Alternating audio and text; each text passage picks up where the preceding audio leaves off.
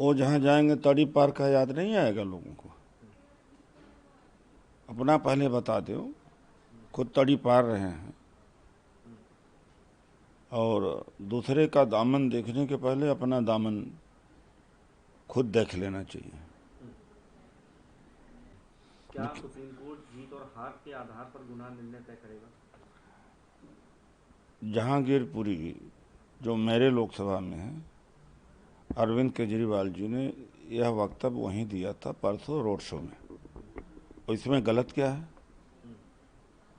जब पूरे विपक्ष को ध्वस्त करने का षड्यंत्र चल रहा है, हेमंत सोरेन जी को जेल में भेजना, कांग्रेस पार्टी के खाते को सील कर देना और चुनाव के दौरान अरविंद केजरीवाल जी को गिरफ्तार कर देना, तो जनता से तो ये अपील किया ही जाता है कि इस तानाशाह को उखाड़ने के लिए वोट दो।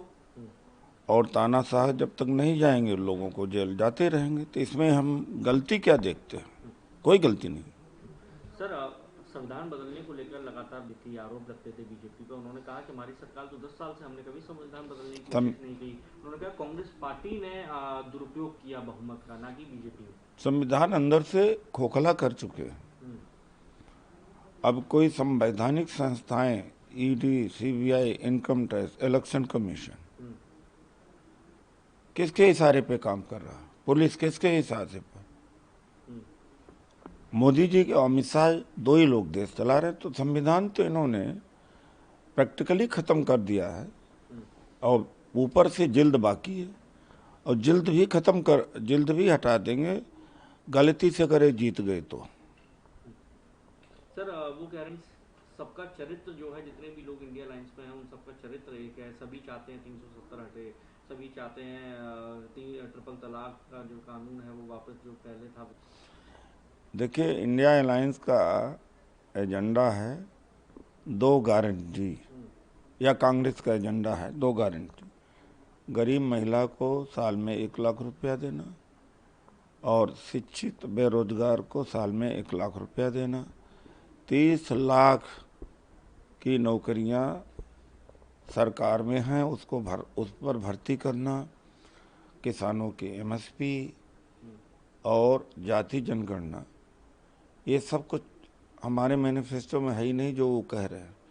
हम अपनी मैनिफेस्टो की बात करें, वो हमें उलझाना चाहते हैं। सर, आरक्षण को लेकर हूँ कि भाजपा का एक भी सांसद जो है तब तक SC ST OBC आरक्षण को कोई हाथ नहीं लगा सकता जब तक बीजेपी की सरकार है या सांसद उनके हैं। जब तक बीजेपी की सरकार है तभी तक आरक्षण खत्म हो रहा, तभी खत्म। 10 साल में आरक्षण खत्म किया इन्होंने। रेल का प्राइवेटाइजेशन, बैंक भी बेचे गए, पोर्ट्स का, एयरपोर्ट्स का, BSNL को बर्बाद कर दिया, LIC को भी बर्बाद कर रहे हैं, कोल सेक्टर को बर्बाद कर दिया। जहां 19 लाख कर्मचारी 2004 में 20 लाख करीब हुआ करते थे रेलवे में, अब घट करके 12 लाख आ गए, करीब 12 लाख। तो 20 लाख रेलवे में पहले कर्मचारी थी, अब घट करके 12 लाख रह गए। तो ये जो 8 लाख कम है, ये रिजर्वेशन खत्म तो कहते हैं इसी को। तो बीजेपी रिजर्वेशन खत्म करने आई ही है और इसने अपनी मुराद को काफी हद तक पूरा कर लिया है। सर, दिल्ली में एक मामला, उसमें बड़े गंभीर आरोप लगा। उन्होंने कहा कि कई बार मेरे साथ मारपीट जो है उस दिन की गई, कई बार मुझ पर हमला किया गया, मेरे जो संवेदनशील बॉडी पार्ट्स हैं उन पर भी हमला किया गया।